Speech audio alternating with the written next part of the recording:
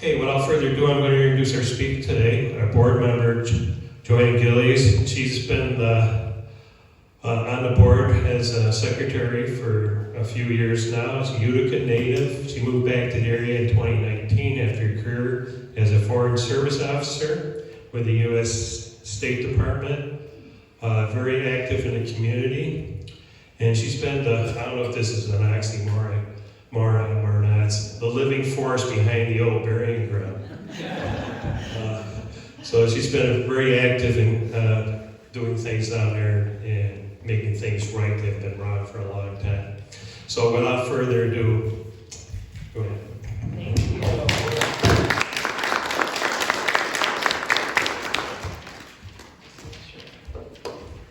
So I've got my little,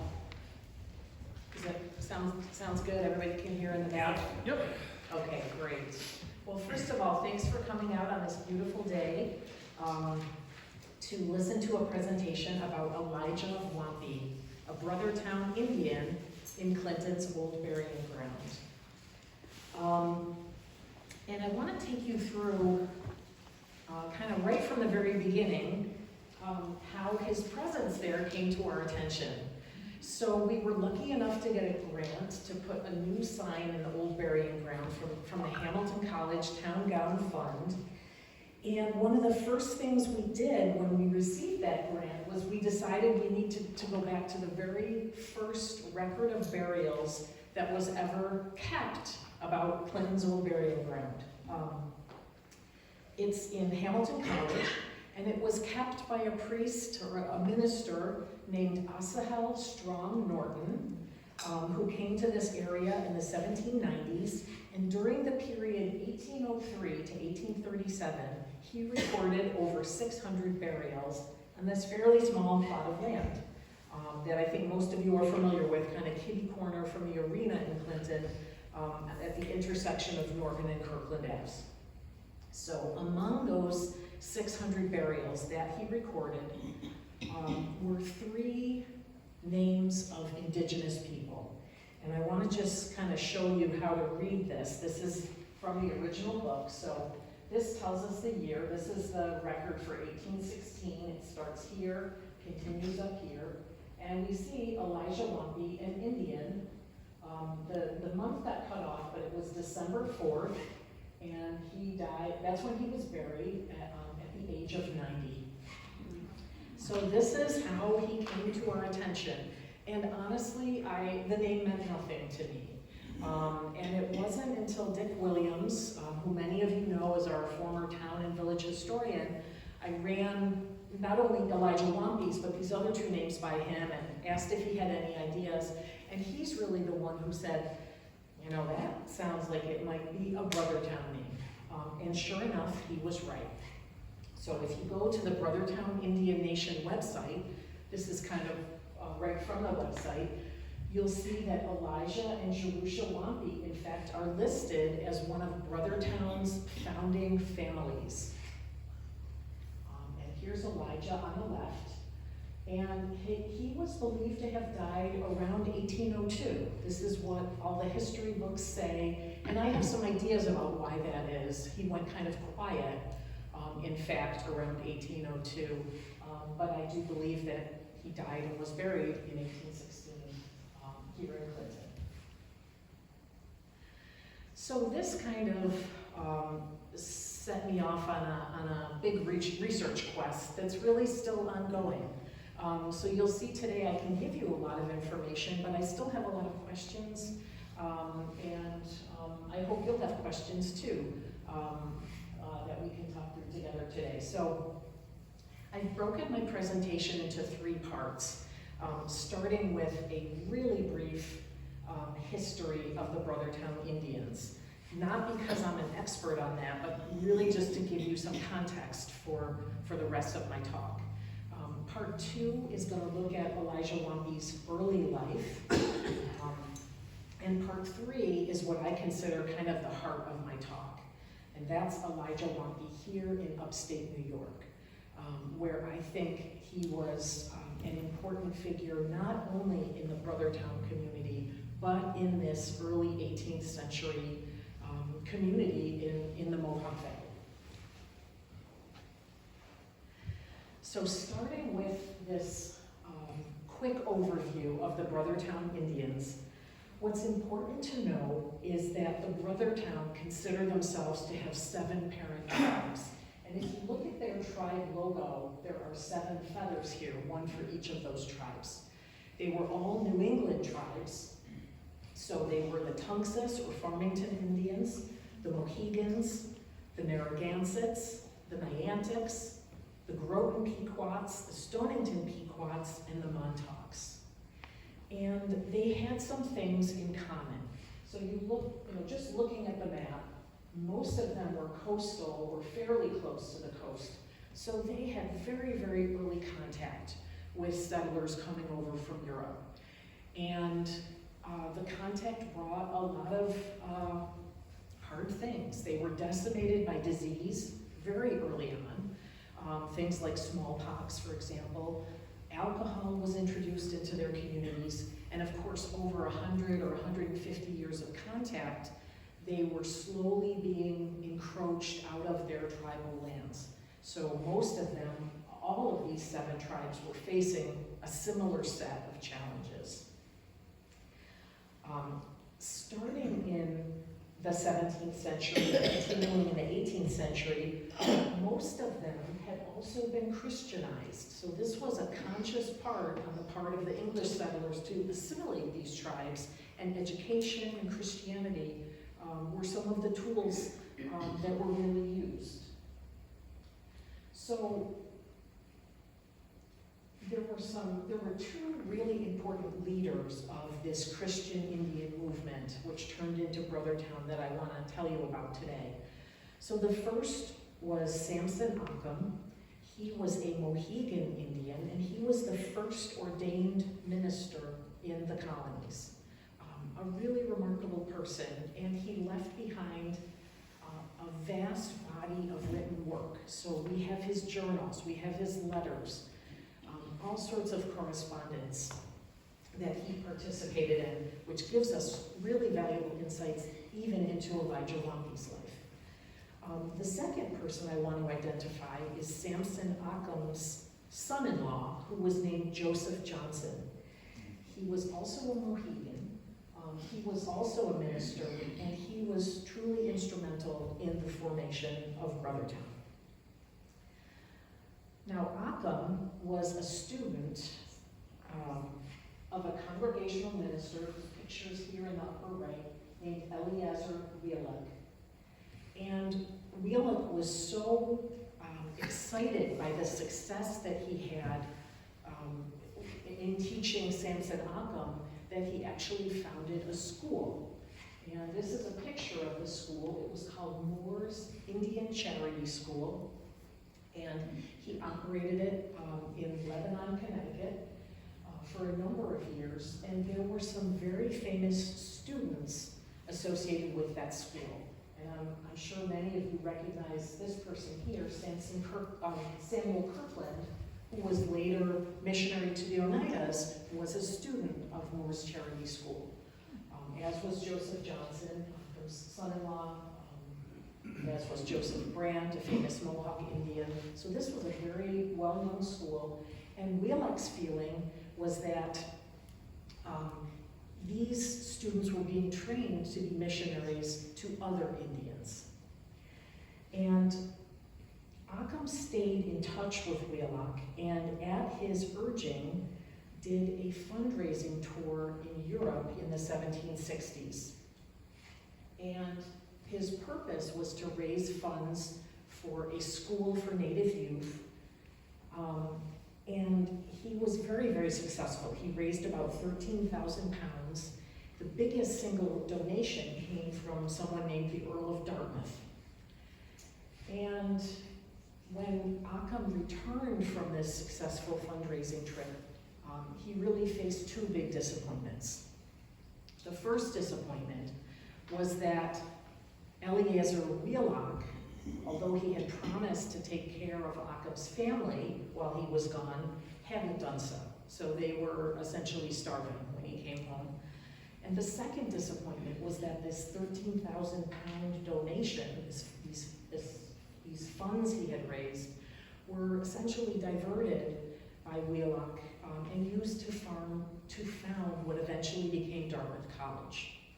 So this was a massive disappointment for Occam, and I think in this disappointment, though, we can see the seeds of an eventual Brothertown starting to form. So by 1773, Occam was actively kind of promoting this idea that the only way the New England Indians could kind of survive and thrive was to remove themselves from some of these adverse influences. So to get away from the English settlers on a fresh tract of land, away from alcohol, away from land disputes, and to start fresh. And so he convened again in March of 1773 a meeting of these 7 tribes, and this eventually led to negotiations with the Oneida Indians here in upstate New York that were successful. They were granted a tract of land, and in 1775, so before the American Revolution, before the founding of Clinton, these Christian Indian settlers arrived in this area. But the Revolutionary War, as you know, started in 1775, ran till about 1783, and that completely destroyed their plans for this settlement in the area. There were some other issues during this time. So Joseph Johnson, one of these leaders, died at a very young age. But nonetheless, in 1785, Samson Occam arrived here in the area, and they formally founded Brothertown. So that was, by many, considered their anniversary, November 7th, 1785. And they went about setting up a town with a schoolhouse, eventually a sawmill, roads, but they were quickly drawn into land disputes that we'll talk about more a bit later when we talk about Elijah Wampey's life. And only 7 years later, Samson Occam died at the age of 62. And in the 1830s, again, after years of encroachment on their lands, once again, the Brothertown, with the help of Thomas Dean and others, migrated to Wisconsin. So this is truly a nutshell version of what was a very complicated history. And I offer it really as context for the life that we're about to delve into, which is Elijah Wampey's early life. So he was a Tungus Indian, or a Farmington Indian from Farmington, Connecticut. And this is just an old map of the colony of Connecticut, and the red circle just shows you where the Tunguses were located in what is now Farmington, Connecticut, but at the intersection of 2 rivers, so they were kind of a riverine group.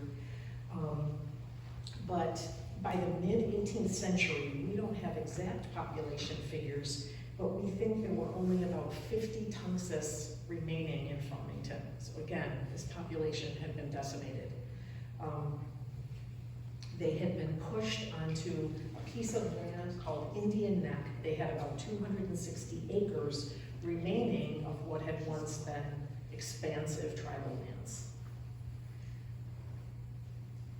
And so in 1734, this is when Elijah Wampey was born. So he came into this situation.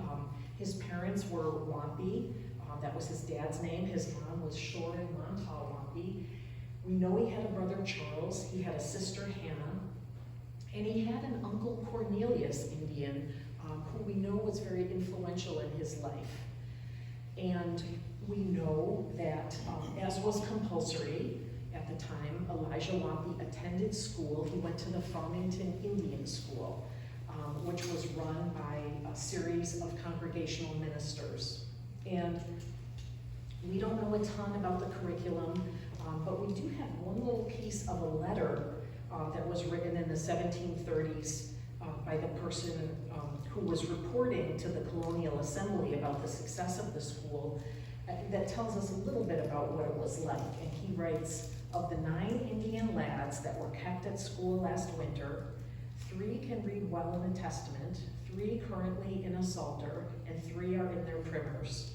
3 of the Indian lads are entered in writing, and 1 begins to write a legible hand. So we know that they used religious texts as the basis of learning to read and write. And I want to just show you a picture of Reverend Timothy Pipkin, who ran the school from 1751 on, because he is one of many kind of interesting Farmington connections that I believe played out in Elijah Wampey's life even after moving to upstate New York.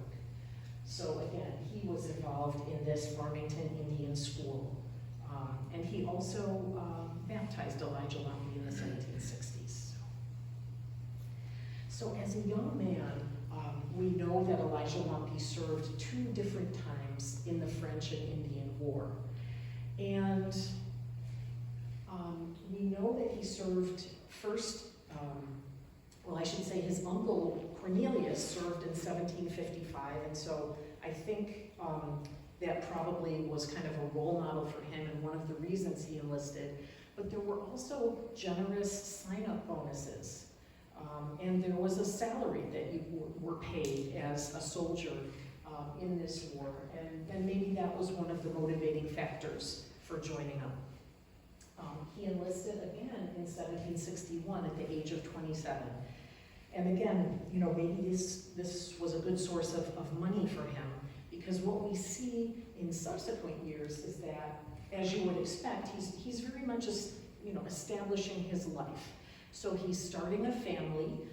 We know he married someone named Eunice Wampus, who died very young. We don't know exactly when. And then he married a second wife named Jerusha, with whom he eventually had 8 children. And during this time, interestingly, we also start to see the beginnings of a real interest in land transactions of all different kinds. And what was so interesting to me is that at a time when, again, the Tungus and other New England Indians really had been forced off so much of their land, here we have a Tungus who is purchasing not only land, but property. And I can't explain to you where he got the money to do this. I don't know enough about what was happening, you know, whether he was a successful farmer or what the source of his income was. But in 1759, he made his first land purchase that we know of 10 acres. And in 1763, he bought this really nice colonial house, again, with his uncle Cornelius. Elijah Wampey owned 2/3 and his uncle owned 1/3. They bought it for 150 pounds, a lot of money at the time. And again, for me, this is one of the first times as I was doing my research that Elijah Wampey really started to defy some of my assumptions and expectations. And again, in the 1760s, when he was 31 years old, he was baptized by Reverend Timothy Pitkin in the Farmington Congregational Church. So another important milestone, I think, in his life. In 1767, he experienced the death of his oldest child, his daughter Eunice.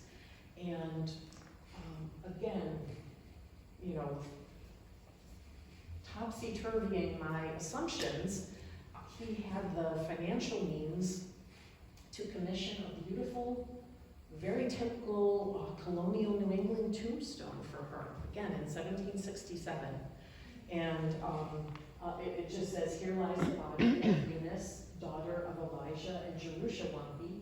She died April 16th, 1767, in the 3rd year of her age." I don't know if the tombstone is extant any longer. Where did you get the photo from? I got the photo from the Farmington Library, and I did spend about 20 minutes, Ernest, going through woods where I think maybe it would have been located, but I felt like I was on someone's private property and yeah, it just didn't feel right. It might still be there buried under leaves. I think it was last seen maybe in 2003. So, but in the 60s and 70s, we see some more kind of themes of Elijah Wampey's life coming out. And those themes I would describe, again, as land speculation combined with political activism. And it's what made him such an interesting character, such an interesting person to research. So in 1768, he is one of several signatories. And you can see his beautiful signature over here. But this is on a petition to the Connecticut Assembly asking for the right to buy and sell land, which as an Indian he did not previously have, despite the fact that I know he bought a house and some land. In 1769, the Assembly actually granted him and one other Tungus Indian the right to carry out these transactions. And in this early 70s, he's buying more land. I totaled, about 43 acres that he bought during this time. And in the 1770s, this house that I showed you, and this is what it looks like today. So it still stands in Farmington, Connecticut. This became kind of a community center for this Farmington Indian community. So they had meetings here, they had singing sessions, and importantly, this is where they decided to offer a job to a young Mohegan Indian named Joseph Johnson. You may remember the name, that was Samson Occam's son-in-law. And this is where kind of that important connection was made. Joseph Johnson lived in his house on and off in Farmington, and again was a hugely influential person in the development of Brothertown. So I don't know if Elijah Wampey attended the big meeting that Samson Occam held of the New England Indians in 1773. Just don't have a record of that. But he certainly was someone who liked to be where the action was. And again, you'll see that throughout his life. So very quickly, Elijah Wampey is fully on board with this idea of starting a new life for the New England Indians in a different place.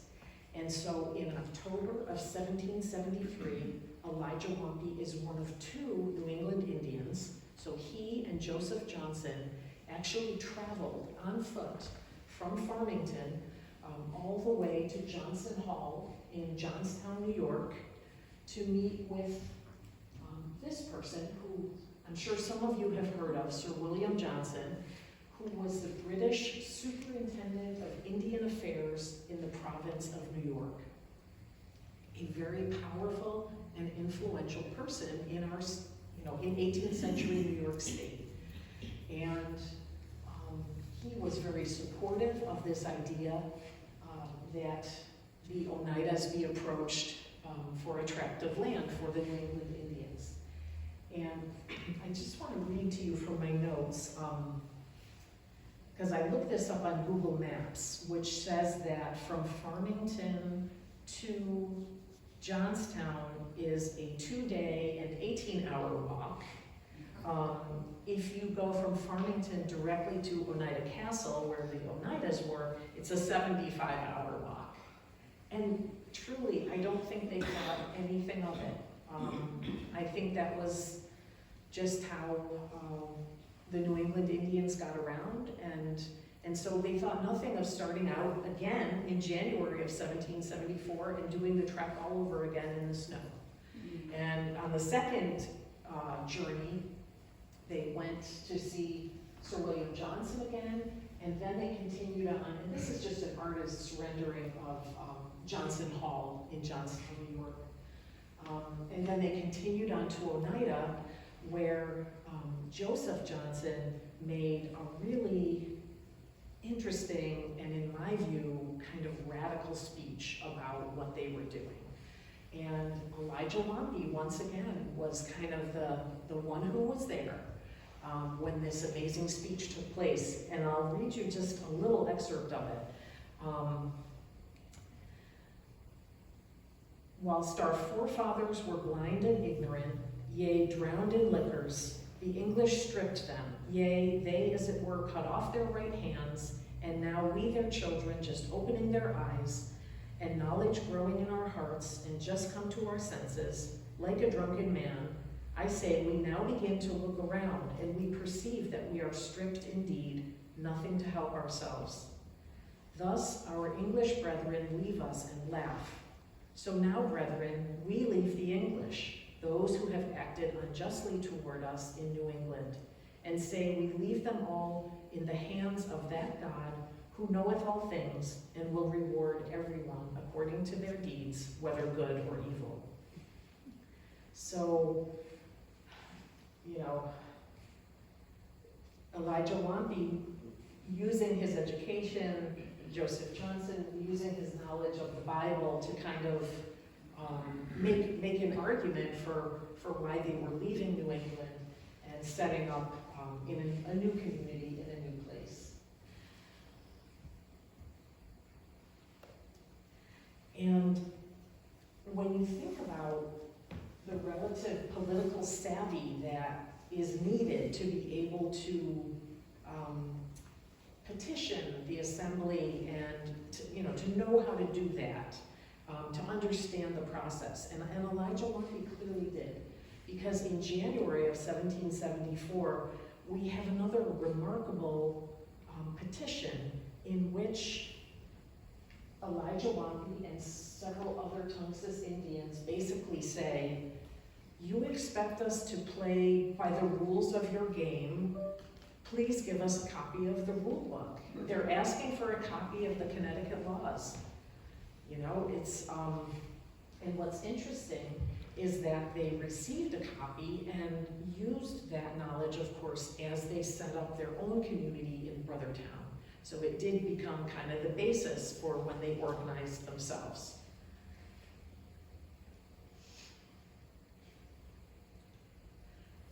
And again, another petition in May of 1774, this time asking, basically informing the assembly that the Oneidas had invited them to upstate New York to live and letting them know that they were going to be selling their lands.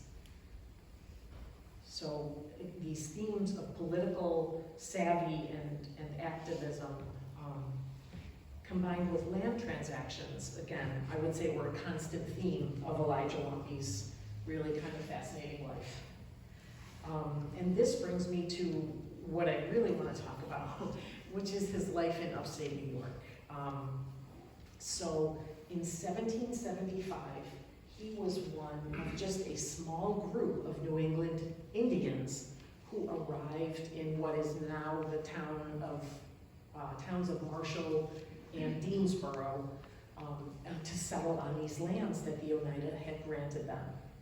And this is a quote from kind of the history of the Brothertown called Samson Occam and the Christian Indians of New England. And it says, when the spring opened, the first company of emigrants set out for their new home.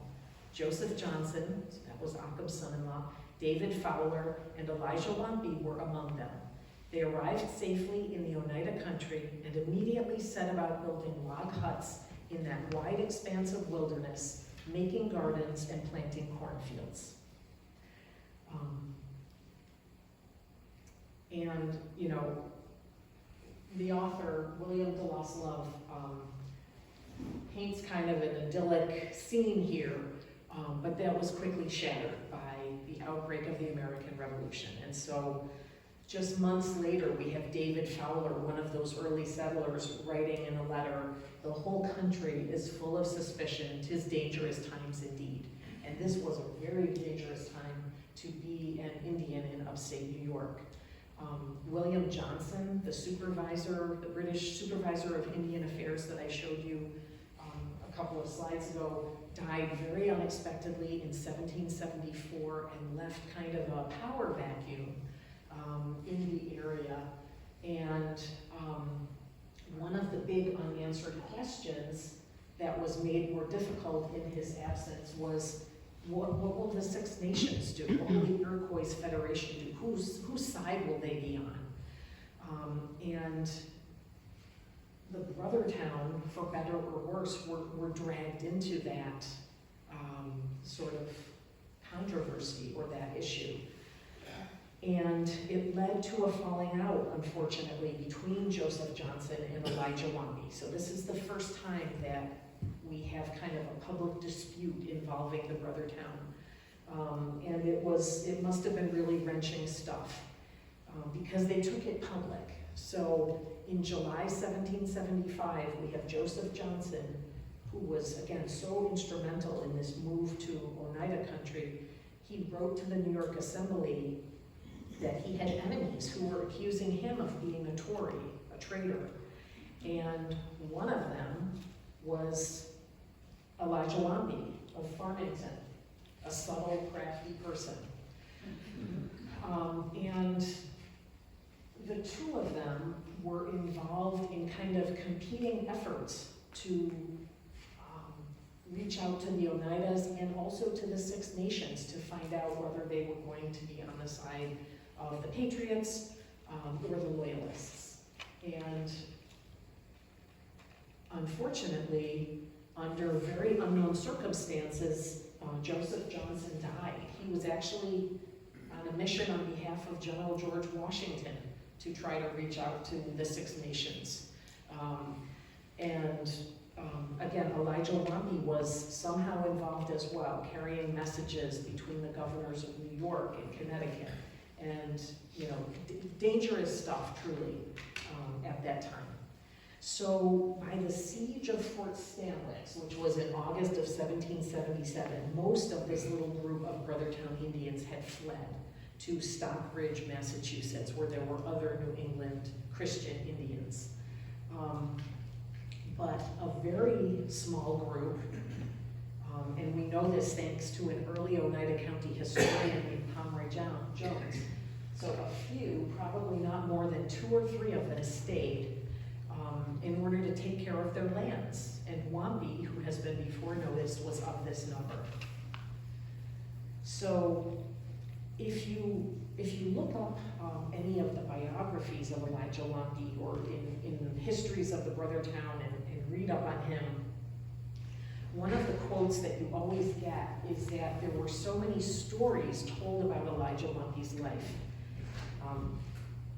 And here's a quote from William Dawes-Love across the top here, which says, "Incidents of his adventurous life in the wilderness were related among the early settlers for years." And I got very curious about this because, Elijah Wampey certainly was not a name known to me. I've never heard any stories about him. And I just wanted to unpack this a little bit. What were these stories? Who were telling them? And, kind of what did they mean? And it was really interesting because I found kind of three stories, and there were probably more out there. But I think that most of them date to this time when he was essentially alone in this area at a time of war and had some crazy adventures. And I think he himself must have been repeating this story. I don't know how many times you have to repeat a story before it ends up in a history book, but his stories ended up in these early accounts of Oneida County. So I want to just share, a brief version. The first story is basically that, and I'll read this one. On one occasion, as he was going from the fort, so from Fort Stanwix to Brothertown, and had proceeded some distance on his way, a hostile Indian sprang from behind a tree and was about to shoot him down with his rifle when Wampey flew at him, knocked up the muzzle of the gun so that the ball passed harmlessly over him, and with his knife laid his brother Redskin dead at his feet, and then made his way back to the fort. And I found various versions of this story. Sometimes Wampey had a horse, sometimes he was with his daughter, But the kernel of it, this violent encounter, pretty much stayed the same. And I do think there is probably, something true at the core there. The second story is really interesting because it would position Wampey as kind of an eyewitness to one piece of the Cherry Valley Massacre, which was, some of you probably know, in the Cherry Valley, when Loyalist Indians, so Mohawks, Onondagas, Cayugas, came sweeping down from the west and did in fact carry out a massacre of many settlers in that area in November of 1778. And we actually have a story about Elijah Wampey encountering those Loyalist Indians as they headed to Cherry Valley, and then as they headed home after the massacre, and kind of telling us details of what he saw. They were washing their scalps in the water, they stole pigs from his farm, they killed 2 of his cows.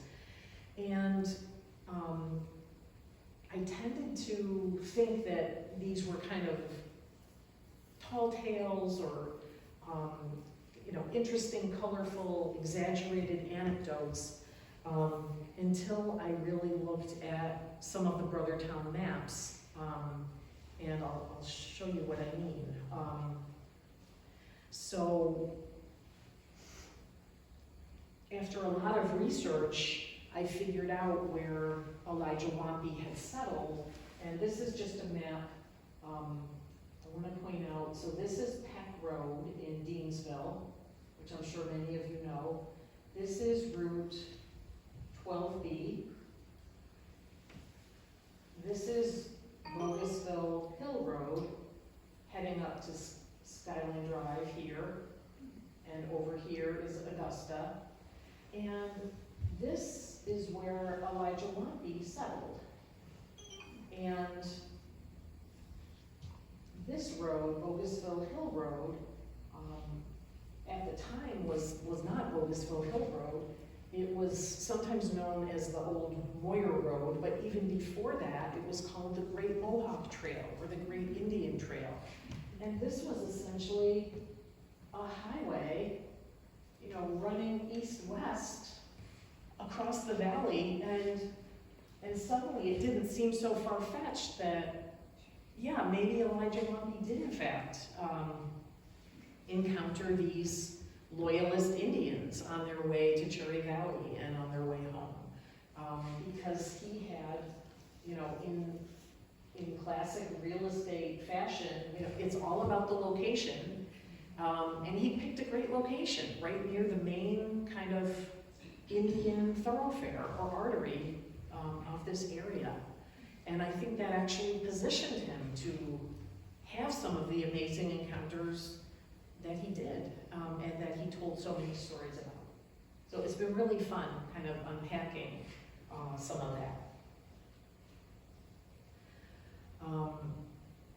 But at some point, I think even Elijah Wampey had enough and ended up leaving the area because of the war and the dangers of war, and like most of his fellow Brothertown Indians, ended up in Stockbridge, Massachusetts.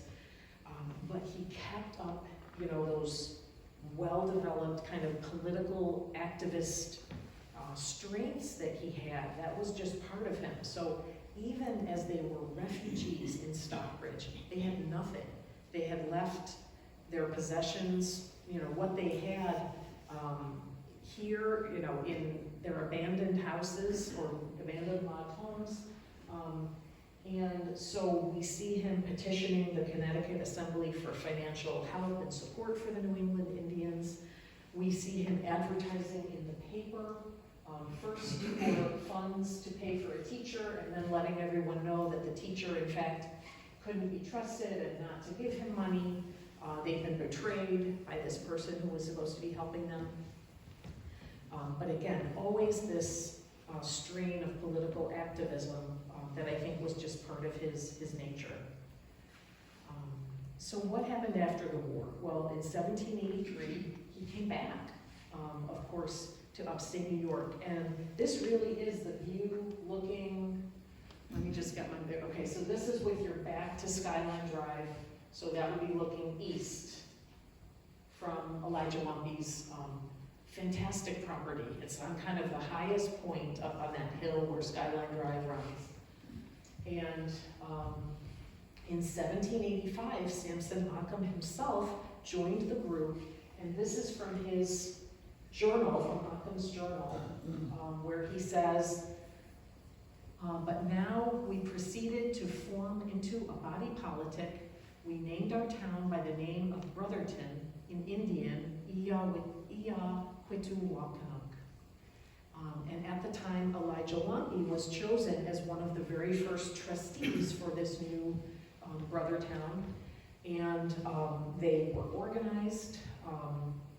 Again, they had this Connecticut law book that I think helped them to set up some of their processes and features of the town. And just to give you a point of reference, 2 years later, of course, is when Moses Foote and a band of settlers arrives to found Clinton. And of course, that was just one of many, many thousands, in fact, of settlers who poured into the area from Connecticut, Massachusetts, and elsewhere after the Revolution.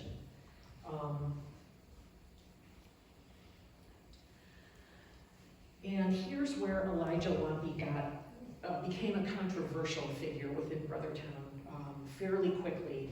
And it was over land, because Samson Occam felt very strongly that the Brothertown should not lease their lands to white settlers, that it was inviting trouble, essentially. And Elijah Wampey, for whatever reason, and I think his reasons are related to his real estate transactions and familiarity with property transactions from his days in Farmington, but nonetheless, he thought it was okay, and so they quickly leased out all sorts of land to white settlers, and this was happening against Samson Occam's will. So in 1792, Occam complained specifically about Elijah Wampey and his faction, complaining that, you know, before I got home, they had leased out about 2,000 acres. They've leased out a fine grove of pine and a cedar swamp, which were supposed to be for the whole town's use. This was not a controversy that was resolved while Occam was still alive. So Occam died in 1792. More than 300 Indians attended the funeral, according to Samson Kirkland, and I'm sure Elijah Wampey was among them. And this is where we see Elijah Wampey quickly interacting with these English settlers now coming into the area. And Samuel Kirkland is the one who tells us that in 1793, it was Elijah Wampey who attended the ordination of Reverend Asahel Strong Norton on a windy day on the village green, and he went in his capacity as a Brothertown delegate or an elder. Shenandoah represented the Oneidas at that occasion. You may remember from the beginning that it's Reverend Asahel Strong Norton who kept this book of burials from Clinton's old burying ground that records Elijah Wampey's own burial. Okay, so this is the first connection of these two that we see in upstate New York.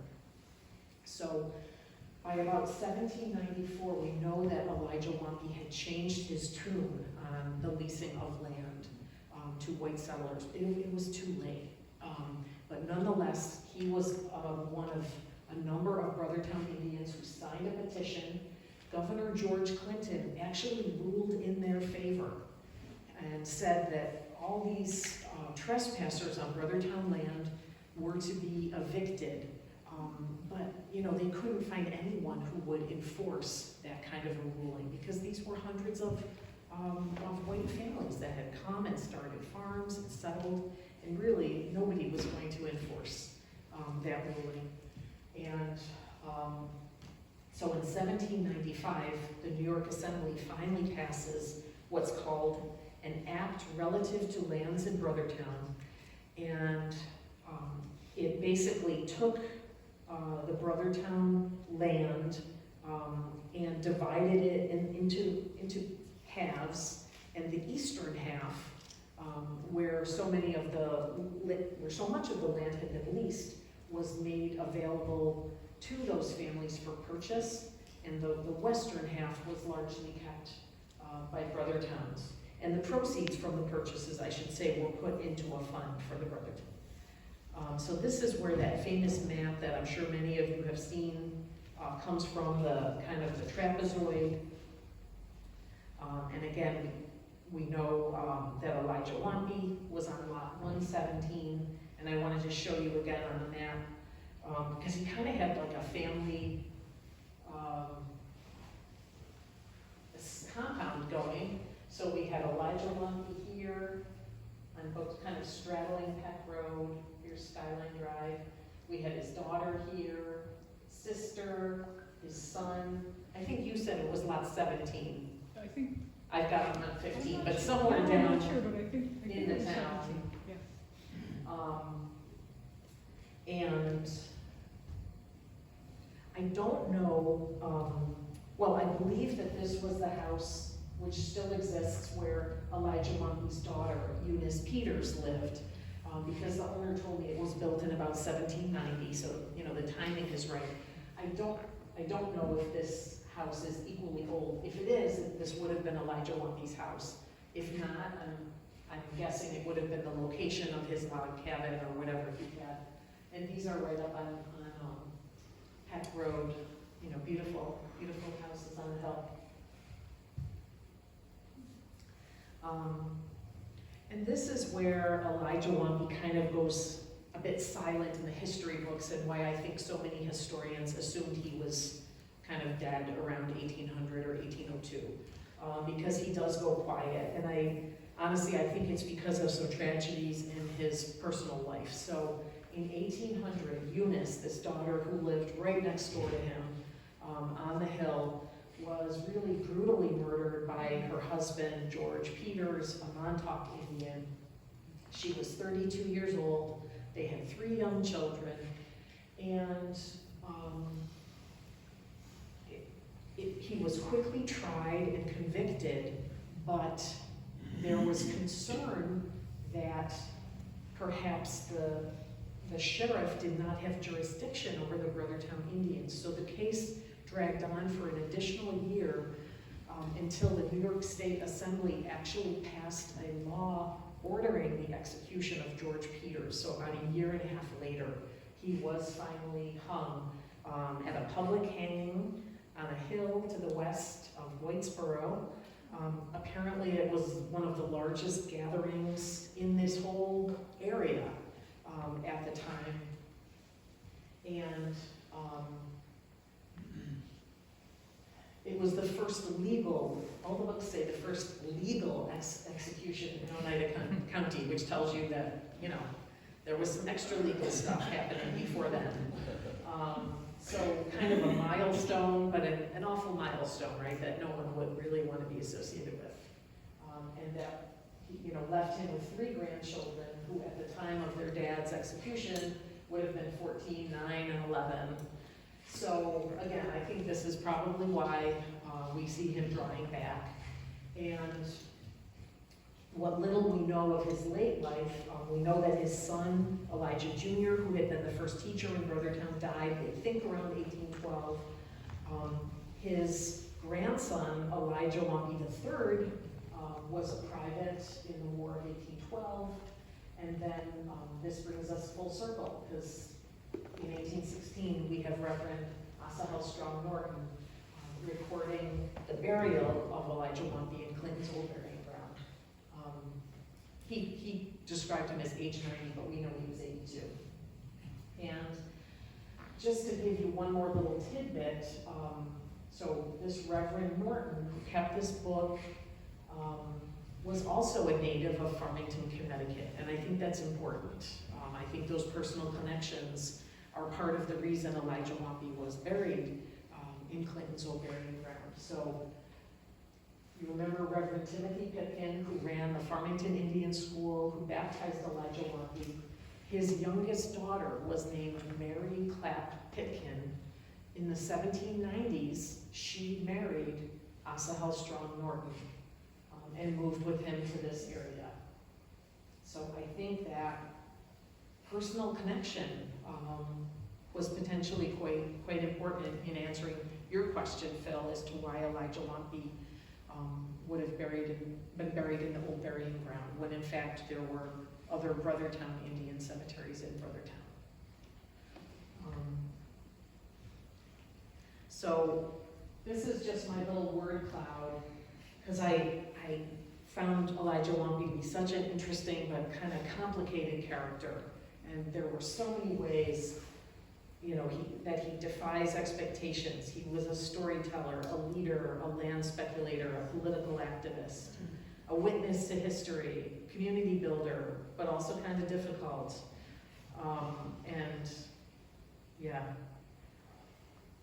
And I just want to end by thanking so many of you who contributed to our old burying ground fund. Some of the monies were used to put up this memorial stone in memory of the indigenous people buried there, including Elijah Wampey to Mrs. Brothertown, December 4th, 1816. So thank you, and let's take questions.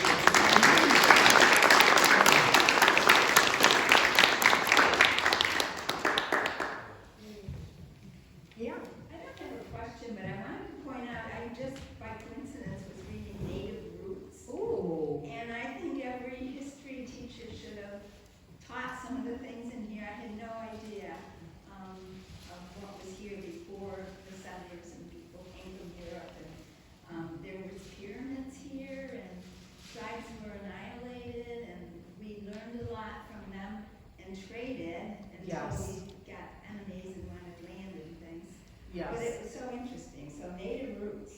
Thank you. I'm not familiar with that. By But Jack Weatherford. okay, thank Very you. interesting. Maybe I'll take a picture after the, after we finish up, so I can track it down. Thank you. Yeah. I've got two questions. Sure. So the first one, when the Brothertown received the land from the Oneida, what did the Oneida get? I mean, did they purchase it or did they trade something? They didn't purchase it, and it's really interesting because the Brothertown referred to the Oneidas as their big brothers, and this was a land grant. It was a gift to them. And, unfortunately, during the time of land disputes, the Oneida may have backed away from that, initial burst of generosity, but nonetheless, in 1774, that's what it was. They agreed to give them a generous tract of land and help them out. So. And then what was, so you described a dispute between Johnson and... Yeah. But it sounds from the implication from what you're saying was that they were actually both on the side of the Patriots, they were both on the side of the Americans. They So were. What was the actual dispute? I don't know with 100% certainty, but the specific accusation I quoted from, Elijah Wampey accused Joseph Johnson of being in cahoots with Guy Johnson. And let me just pull up the slide, because there's too many Johnsons, it gets confusing, but there's no connection between the Indian Johnsons and this Johnson. So this Johnson, when he died as British Superintendent of Indian Affairs, he was replaced by his nephew, Guy Johnson, and they were both staunch loyalists. Now, the Brothertown kind of had to deal with them. They were part of negotiating with the Oneidas. They probably couldn't have convinced the Oneidas if Sir William Johnson or Guy Johnson had opposed the plan. They were that powerful. But nonetheless, Elijah Wampey accused Joseph Johnson of being too tight with Guy Johnson after he died. So, this was dangerous stuff to be mixed up in. And then again, Joseph Johnson was trying to be part of figuring out what the Six Nations were going to do in during the American Revolution, what side they would be on. It was really dangerous stuff to be mixed up in. But was it clear that they were both, I mean, they were both on the side of the Patriots, or they? I believe they both were, but Elijah Wampey accused Joseph Johnson of being a Tory. But clearly George Washington thought Joseph Johnson was on the side of the Loyalists and asked him to undertake a mission on his behalf. On the side of the Samuel Patriots. Kirkland thought Joseph Johnson was, a patriot, so, yeah. So, yeah, My ancestors were founders of Farmington, wow. and one was a Norton, but prior to the minister who came here, Yeah, so the descendants were women, so they had different names. okay, But we've gone back to Farmington to see some of the records, and the Norton home is still there, but it's on the Wow. confluence of two main highways, so you can't stop and look at it. okay. But they go back to Andrew Warner, who was one of the founders of Hartford.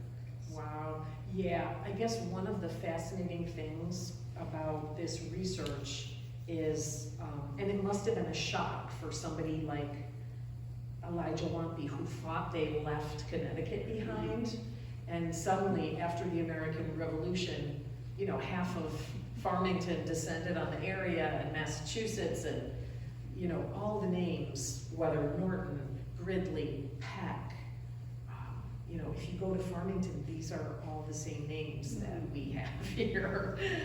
It's really kind of interesting. Yeah, Mary? What about Wampsville? Is that named after I Elijah's? don't think it is. Is there somebody who knows the area better than I do? But as far as I know, no connection. Don't know the genesis of the name Wampsville, but, yeah, sorry, back row? Go for it. Okay, I have a comment and then a question. Sure. I've studied a little bit about Samuel Kirk. Oh, yeah. Now, he may have been here prior to this activity. He established I believe, became the United Institute on the hill, He which did. is now Hamilton College. Yeah. There's a grave marker there where he's buried, and the Shenandoah, right Shenandoah next to him. is requested to be buried next to Yeah, him, yeah, who was Christianized under Kirk. yep. I wonder if he knew Pitkin or the man from where they came originally. I'm sure they did. And if they These were associated very during small that time. circles. And Yeah. Samuel Kirkland certainly knew Elijah Wampey and refers to him in his That's journals. right. Absolutely. Okay, now- That's how we know that Elijah Wampey was representing the Brothertown at Reverend Norton's ordination ceremony. It's because Samuel Kirkland noted it in his diary. Oh, great. So these were small circles, Yeah, and they absolutely. absolutely knew one another. And the question was, you had pictures of the historical markers. Yes. Where are they located? So the marker for Sampson Occam is located on Bogasville, this one Okay. is on Bogasville Hill Road Okay. in Deansboro. But it's also very clearly marked that the graves are located on private property and that you are not to trespass without permission of the farmer. I think I met the owner. Did you meet the owner? Yeah. And then the other cemeteries that I know of are on Route 315. There's also a marker, and there was one at Dugway. I don't think anyone quite knows the location of that, but there were a number of them. And if you're interested, there's a really good book by a man named Craig Cipolla, Cipolla, who did a lot of work on the Brothertown cemeteries in this area and also in Wisconsin.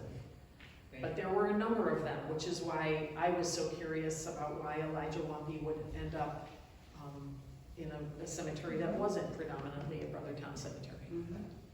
Joanna, the cemetery on Brothertown Road is accessible. We'll be cleaning it up later in the spring.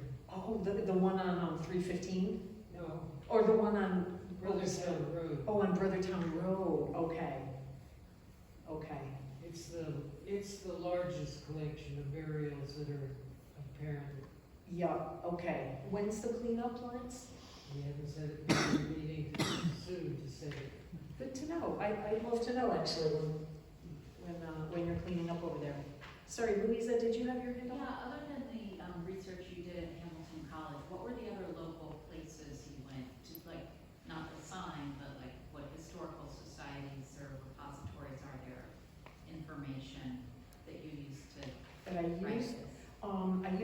of really good books.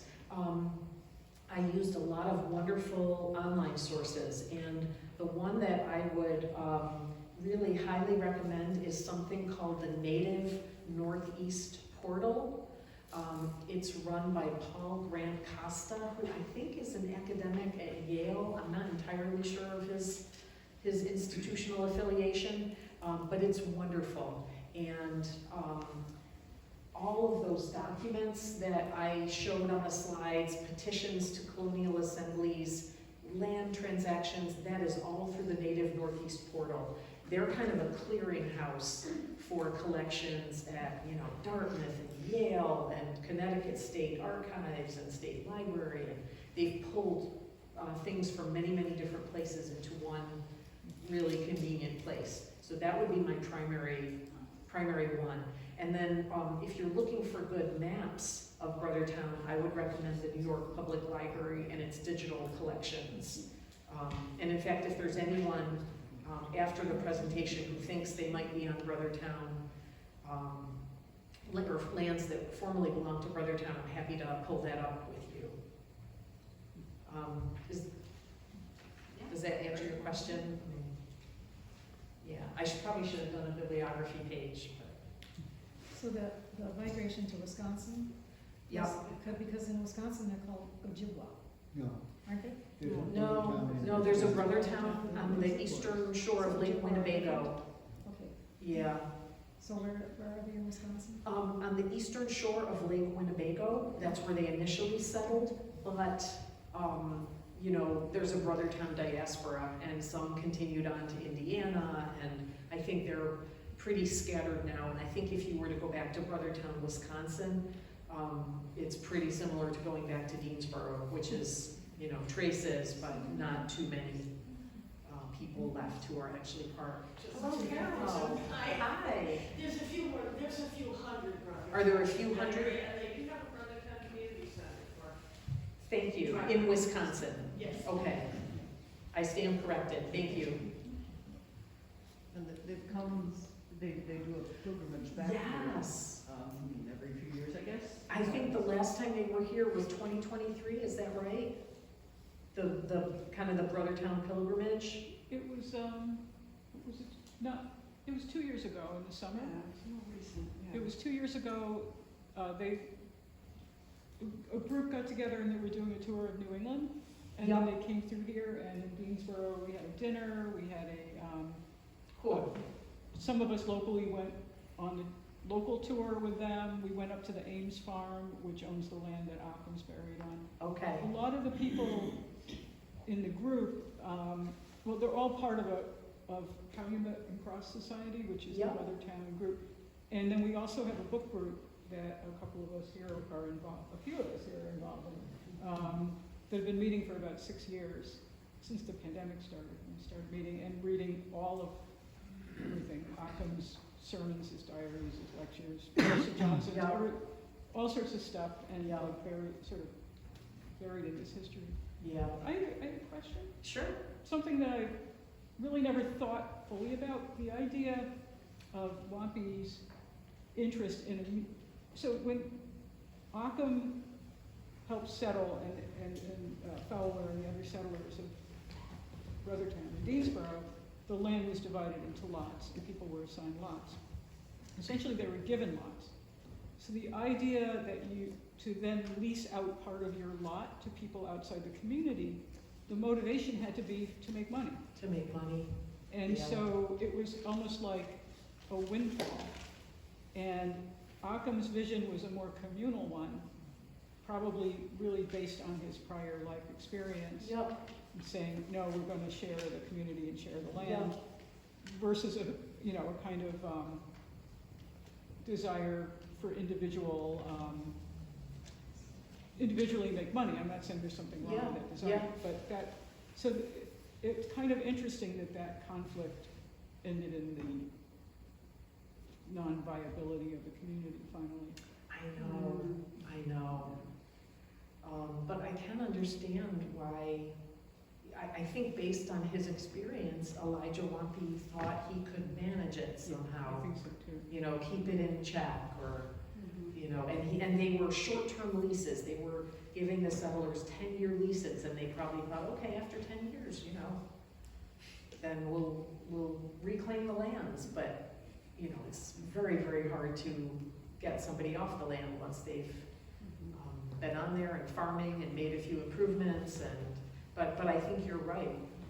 And I think particularly after the difficult years of, you know, in Stockbridge, where I think they were starving and they truly were refugees, you know, I understand why you'd want some money in your pocket. Right, exactly. Occam was so upset about it, and so much controversy, that he moved to Stockbridge, New York, which where the Stockbridge Indians also had come up here with the Brothertown after the war.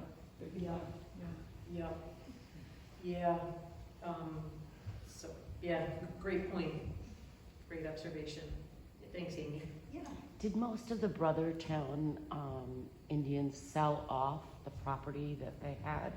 And was there kind of a demise of that community?